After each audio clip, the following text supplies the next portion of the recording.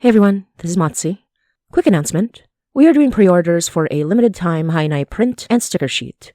The print is our winter market print that depicts Danny and Cornelius, and the stickers depict some of our bye-bye-in titles, our regular titles, and of course our adorable little Timies, or the tiny little Hainai main character lineup, all of which you may have seen on our socials. I drew the print and designed the titles, so if you would like some of my art in your home, all links and information are included in the description. This is a great way to support the podcast and get some Hainai art in your home, but there are only 25 slots, so please grab them while supplies last. Join our Patreon. We have cool stuff. Patreon.com/HainaiPod. Especially if you want episodes without ads. We know the ads suck, but we need them anyway. Okay, thanks, bye. We'd like to give a special shout out to the following people for making this episode and the rest of Act 3 possible. Louis, Malaya, Reg, Daniel Athern, Osterkim, Vanna, Finch, Dr. Dan Venning, Sleepless Berry, Court, Rogue Canoe, John and Muna, Sadie, Zay the Great, Elliot Kane, and Trident. Thank you for your support. Maraming salamat.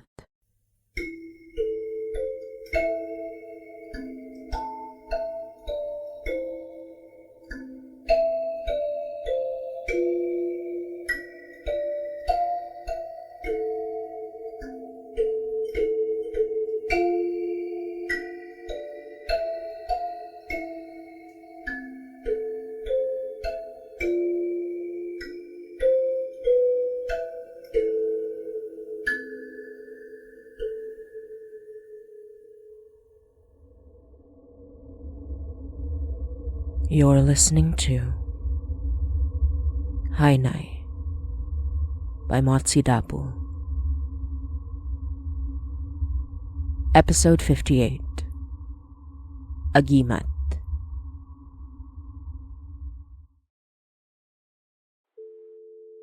That's good. I'm glad you're both okay. Yeah, I'm scheduling a pickup. I don't know what'll happen if we try to get it by mail. I know it's not one of the bad ones, but still. Uh-huh. Okay. See you soon. Bye. Troubled, ma chère? It's totally fine that Mary and Donner went to see the giant wolf that almost killed them. Nothing to worry about. Ah, yes.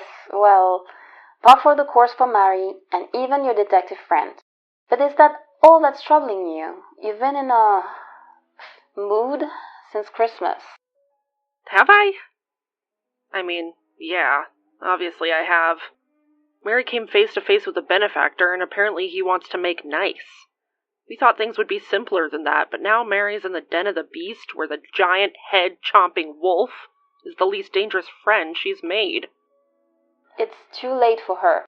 We can only hope she's wise and powerful enough to stand with or against these beasts. But it's not too late for you. Sure it is. I made a promise the moment Mary opened the door and saved me from the rotting thing. I can't go back now. Not until I'm sure she's there, safe. What?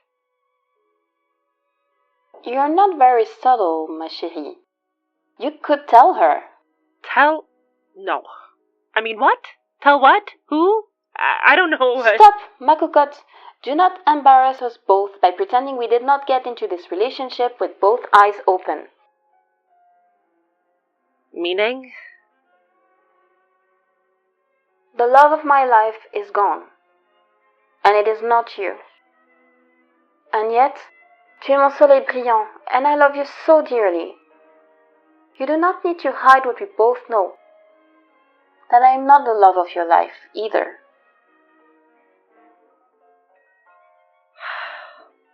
Yeah, well, with everything that's been going on, it's not the time. And when do you expect it will be? Hello? Yes? Yeah, of course. Thank you. Thanks so much. I'll be there in an hour. Babe, I gotta... Go. Just don't bring anything back to my apartment that can be tracked, please. I've had to re-up my wards ever since Jay's doomed darling left to see him. I ought to break up with you. Maybe it will grant me some peace. So why don't you?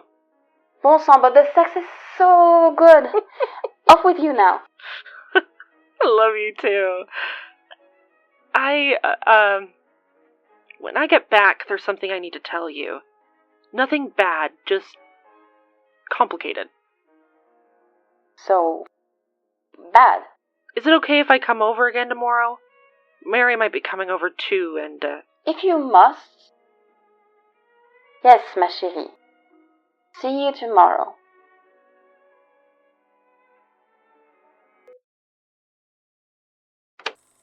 I was going through Jay's notes from our references to Marianne Weeks's Good Folk Guy, and there was one I was surprised you missed.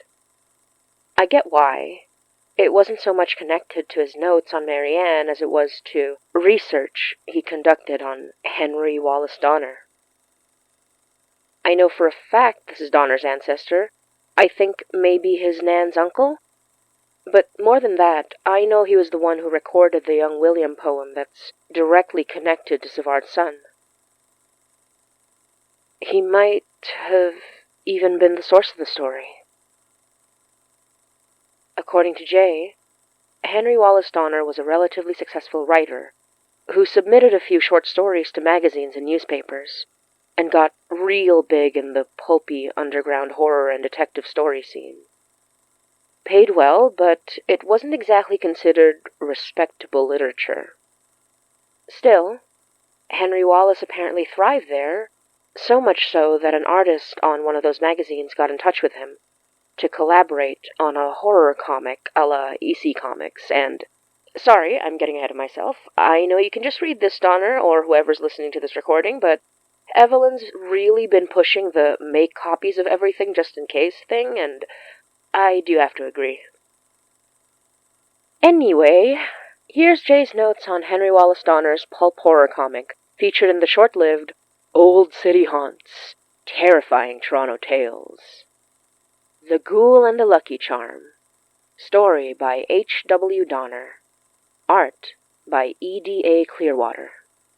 Taken because Jay believed it was referencing a real-life focus and a real-life elder.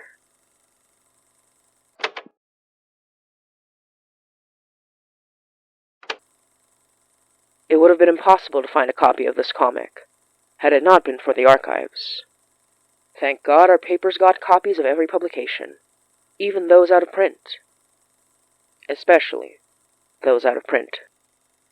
Thanks to Mr. Lawson, I found out about Mr. Donner's contribution to one of our short-lived, yet highly beloved comics titles, alongside skilled artist E.D.A. Clearwater, who I recently learned, thanks to her little feature in Miss Marta's Ladies column about her operation at the Clark, is now Miss Etta Clearwater. The Ghoul story was a horror joint with a hint of globe-tropping, treasure-hunting adventure, and had a few fans begging for more. I filed away some photocopies for reference and for my own entertainment, but I'll describe the story here, so I can explain why I believe this story was based on a real encounter with an elder, and perhaps a documented use of one of Marianne Weeks's unique foci. In the story, a lad, name of Zeb Kane, black like me and Henry Wallace, which was itself a rare sight in the medium, but may have scared the paper off such tales for a few years, starts off walking around the city looking for work, while thinking about his mother's advice. She was like the devil, he said, and boxed his ears real well when he didn't listen right. Still, she was like an angel, too, and loved on Zeb and protected him, even if he was a strong, grown man of 16 who could protect himself. That morning, his mother said she was feeling a terrible prickle and saw 3 bad omens before breakfast, and had him take her lucky charm with him while he looked for honest work. He thought it was all superstitious nonsense, but God forbid he disrespect his mother. So he took it, but for now kept it in his pocket wrapped in a kerchief. Beautiful. A flat golden ring that must have been a brooch, but now had no pin, and hung from a cheap but well-kept chain. He hoped it would at least give him luck finding work, but it was nearly day's end, and none of the places he inquired at could give him work. Dispirited and irritable, Zeb accidentally ran right into an older man, falling right on his bum. The stranger smiled at him with bright white teeth and gave him a hand up, which Zeb marked strange, though he was too relieved to question it.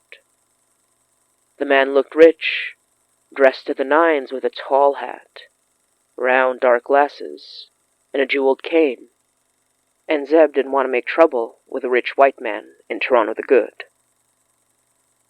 "Young man," he said, grin still in place, "are you looking for honest work?" Zeb wondered if he hit his head going down, but no, he didn't hear wrong.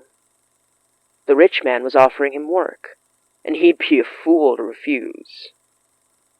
Never mind that his smile stayed a little too long, and he never saw his eyes behind those glasses. He was told to come to a warehouse on King Street that very night, and left his mother a note in his bed, in case she came looking. The warehouse was full of strangely shaped, sheet-covered objects, as well as boxes full of straw that seemed freshly delivered by land and sea. The man in the tall hat told him he had priceless artifacts he was to sell to museums, or some private collectors. But the last night guard shirked his duties, and he was forced to find someone on short notice. "Must have wandered off all pie-eyed after one too many," he said, cane to his chin in thought. "For he left all his things right here on this chair." Man was clearly addled. "But you're a sensible youth, so I doubt you've formed a habit yet. Guard my things, and I'll pay you handsomely. But make sure nothing's missing. Here's a ledger to look over once a night. You can read, can't you?" And of course, Zeb was an educated young man, and looked the list over with big, wide eyes. The ledger was full of strange and wonderful things from exotic lands, and Zeb was gobsmacked as he read the names of places he didn't know, or only heard of from magazines or history books, at school or at the library. He promised, hands on his chest, to keep the man's valuables safe, and realized then he didn't even know the man's name. The man laughed at this, his smile too wide and his teeth too bright and perfect, and he said he didn't need to know his name to work for him. Still, he let Zeb call him Mr. V, and told him he'd return with the dawn. "Go over the ledger and ensure they're safe and secure," he said. "But please, do not touch the sarcophagus." The chair Zeb was left was a strange one, plush and expensive, not meant for a lone guard, and so comfy that it reflected his new boss's kindness in giving him a chance. He checked every item. A bone-thin leather shadow puppet from Indonesia, whose shapes in the meager light made him a little uneasy, and whose material was said to have come from a rare hide. 2 ritual stakes from a mysterious, unnamed northern settlement that were used to self-inflict blindness so that they could see beyond sight, still reddened with blood after all these years. The sarcophagus from Egypt that he was told not to touch, ostensibly hiding a decrepit old mummy, whose painted eyes seemed to follow him, no matter where he went. The broken piece of an ivory carving from Palestine, with a mythical creature that did not exist, but seemed to have razor-sharp claws, and looked like it might leap right out of the scene. Strange carvings from West Africa and the Philippine Islands that looked humanoid, but with strange shapes and features that were said to be effigies of pagan gods and spirits, that seemed to turn their heads when Zeb looked away. There were many strange and frightful things in Mr. V's collection, frightful things that would later feature in Mr. Donner's other works, but we'll get to that. Still, at the end of it all, Zeb felt satisfied when he found everything in their place, and sat in his comfortable chair like a little throne, wondering how much a rich man like Mr. V would pay for such an easy job. Then he felt something. Alone in the dark.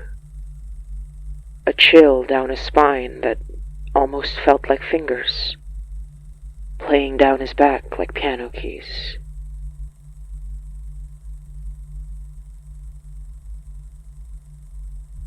He felt all the strange eyes in the room, and jumped when a great bang came from the outer wall, making him run right to the window to see what was going on. Nothing. Then he heard a groan, and a distant scream, and a great cacophony of sounds all over the page, making him run right back to his post. His chair sat under the warehouse's only bright light. It was quite the fright, along with the eyes that watched him from every statue, every carving, and the sarcophagus he dared not look inside. But he soldiered on till morning, when Mr. V came back. He seemed surprised to see Zeb, exclaiming something about the young man's steel nerves. "You'll come back tomorrow, of course," he said, before Zeb could get a word in, and gave him $20 whole for a single night's work. Zeb was dazzled, knew he'd hit a jackpot, and came home singing, even as his mother gave him an earful for being out so late. She was happy for him, of course, but she told him to keep her lucky charm, make sure he didn't lose it. Bad omens about, she said. Bad juju. Bad spirits. Look out for duppies, she said. You never know in the night, in the dark. And while Zeb scoffed at the idea of duppies, he couldn't help but remember last night's scare, and the feeling of fingers down his spine. He made sure the lucky charm was in his pocket, and put a brave face on for the second night. This time, he was sure that every strange artifact eyed him as he went down the list, though the weight in his pocket made him feel a little braver. Until he sat in his chair and felt that chill right down his spine once again, like fingers playing his bones like piano keys. It was a strange fear, he thought, like a fear that meant to dig into his heart, but couldn't quite make it past his skin. It made him uneasy, but didn't stop him from being curious. He wondered why, of all the haunted things Mr. V had asked him to guard, the sarcophagus should be off limits. He was almost tempted to look inside, bolstered by his charm. But when he had his hand right on the colorful clay, he heard a wailing so loud it made him clutch his head and sent him right back to the chair. Oh, what a banging there was, all throughout the building, in the dark where he couldn't see. The artifacts kept watching him, a silent but oppressive vigil. Something was indeed tormenting him, but he could not abandon his post. He had to make it till morning, for his own sake, and his mother's.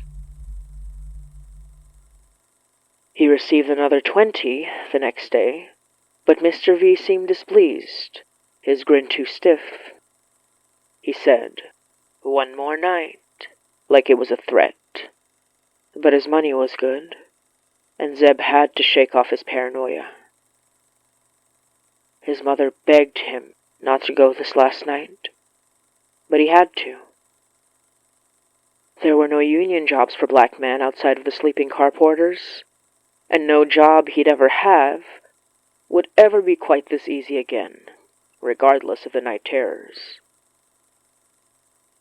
On the last night, he went through the ledger, but in his distraction was scratched along the finger by one of the sacrificial stakes. His blood dripped on the little god figures, whose heads turned up to him. and they seemed to say things he could not understand, for it was not in his tongue. Still, he went on, until finally he returned to his chair, exhausted by his own racing heart. A chill once again went down his spine, the same strange one.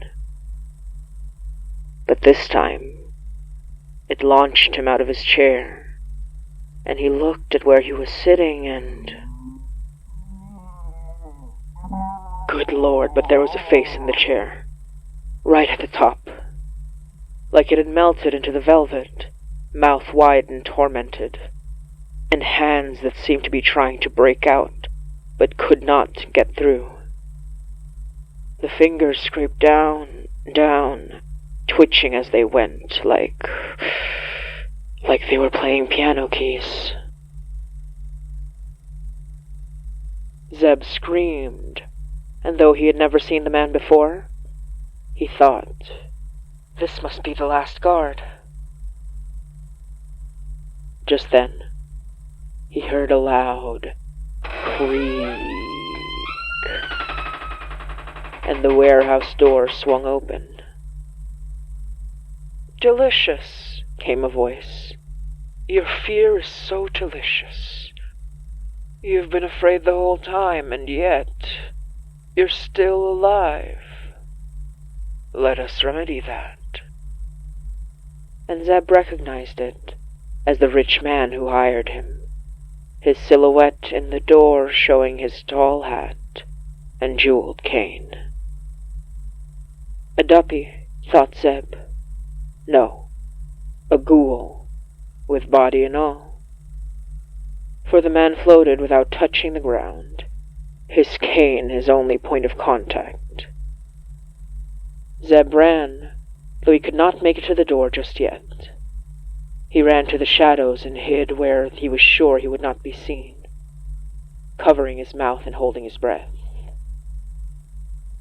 I can see you, little boy, said the ghoul, and he jumped right up when the ghoul found his hiding spot.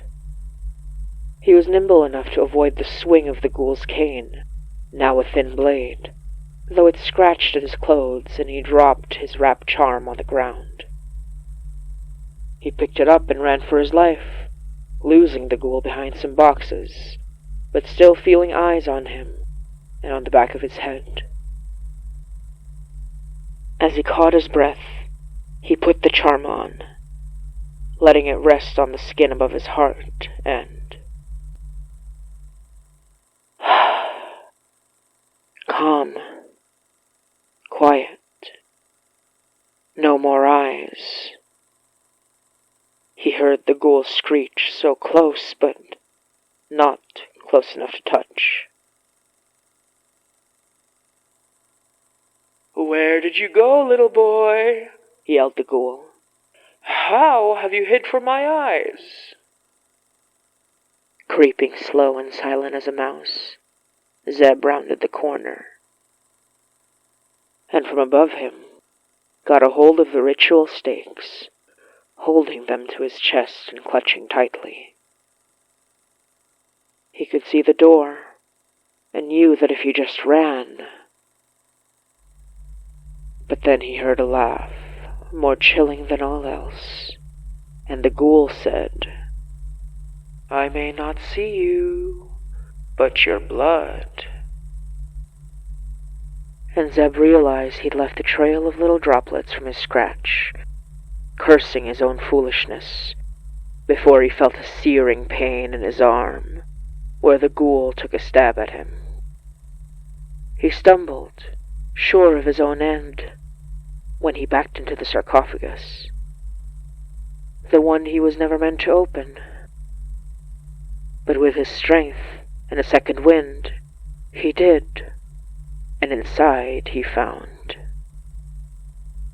Lord above, he found eyes, 2 eyes, staring past him, the eyes that had been watching him all these nights. Horrifying fleshy orbs, floating high enough to be at level with his face.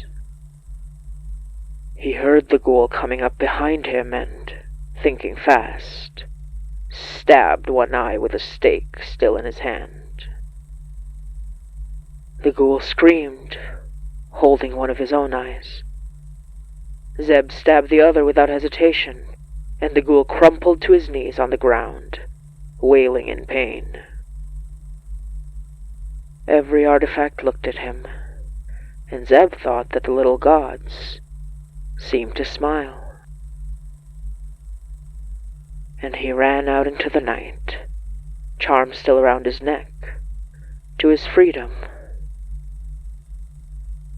The ghoul would never find him again, but not because he was now blind. No. Zeb knew that the ghoul had magic, that he could see without eyes if he so chose. But as long as he kept the lucky charm and wore it over his chest, the ghoul would never find him again.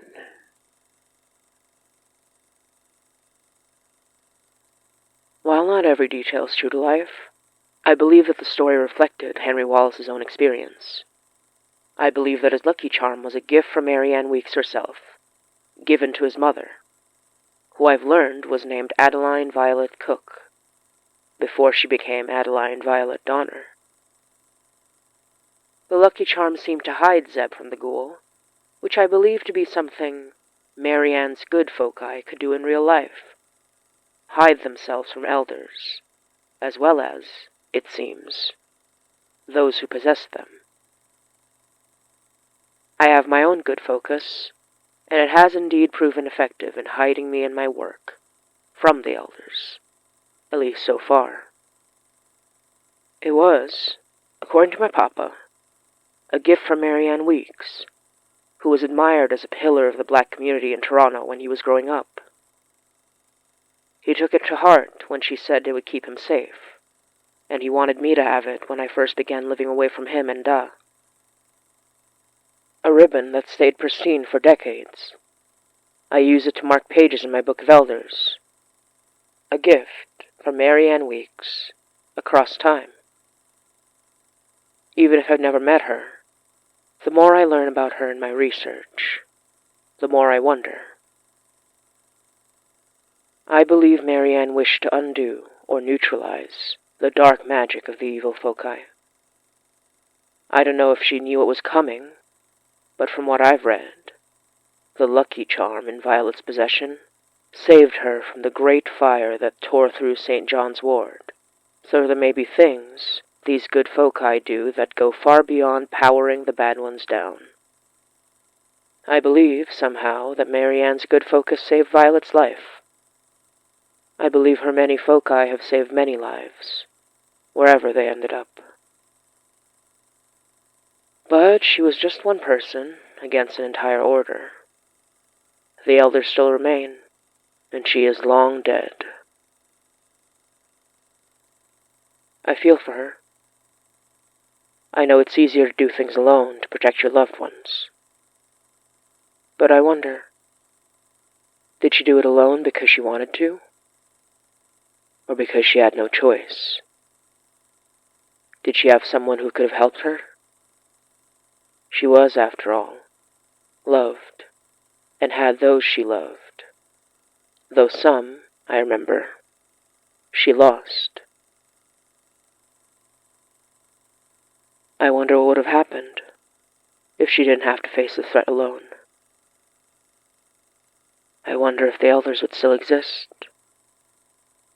I wonder if she could have lived.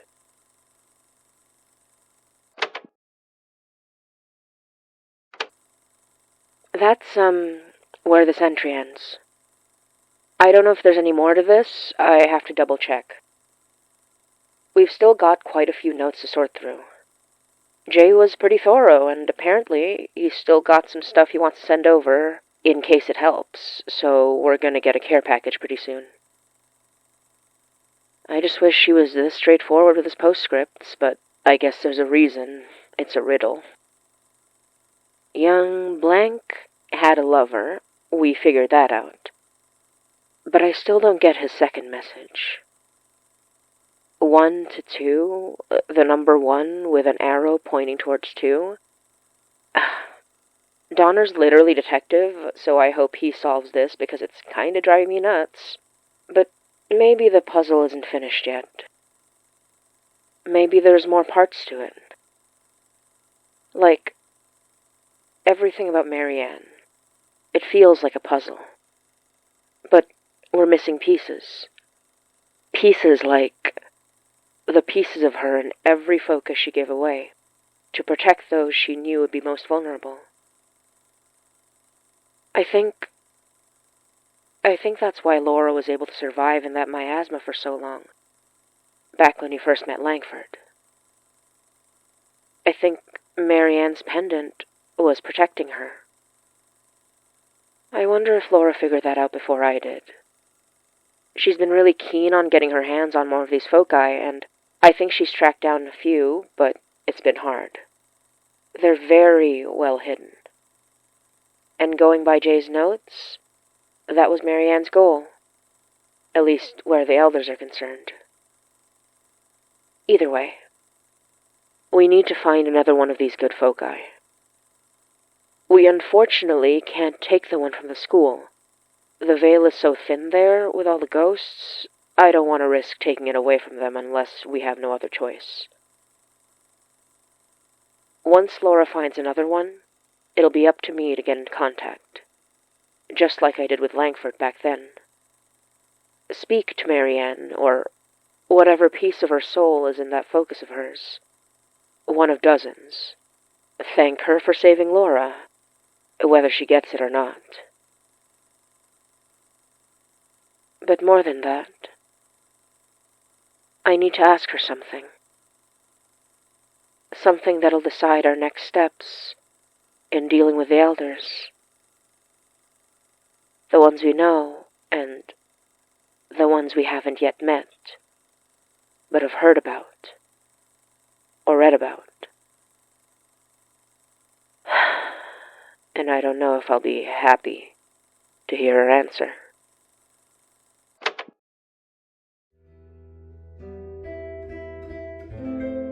You're listening to Hainai by Motzie Dapul.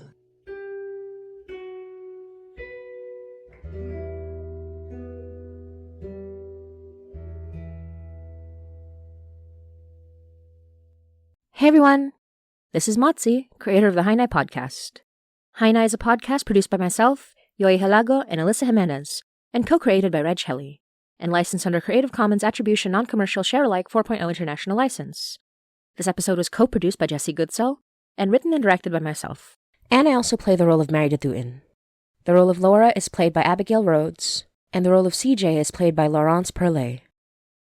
If you'd like to chat with other listeners when episodes go live, we do a live premiere 3 times a month, on Sundays at 9 p.m. EST or Toronto time, on our YouTube channel, youtube.com/HainaiPod. To help support the production of Hainai, you can subscribe to our Patreon, patreon.com/HainaiPod. You'll get to listen to episodes ad-free and get to be part of our early access program, where episodes are released 3 days early on Thursday at 9 p.m. EST or Toronto time. You can also get bonus audio, art, video, and much more. Speaking of Patreon, we'd love to give a shout out to the following patrons for all their amazing support: Pollo, Nat Dwight, Phoenix Luna, Kate Jordan, Tiana Harvey, Dracucard, Sabine, Sean, Josh the Alchemist, Jess Snow, Maddie Remigio, Talon, Alan Weberman, Nanette Dapul, Mika, Matthew Upton, Anna, Sooks, Becca Terrier, Amelia Brownstein, Diana Cause, Melissa, Emma Heilig, Faye Fungi, Pablo Neurotic, Oscar Kim, Evie Smith, Megan, Jesse Goodsell, Malaya Light, and Victoria Goodwin. If you can't subscribe monthly, you also have the option to buy us a milk tea on Ko-fi, ko-fi.com/HainaiPod, HINAYPOD. You can even buy ad-free episodes over there if you purchase our Hainai album, which has the ad-free, credits-free version of our episodes from Act 1 and 2.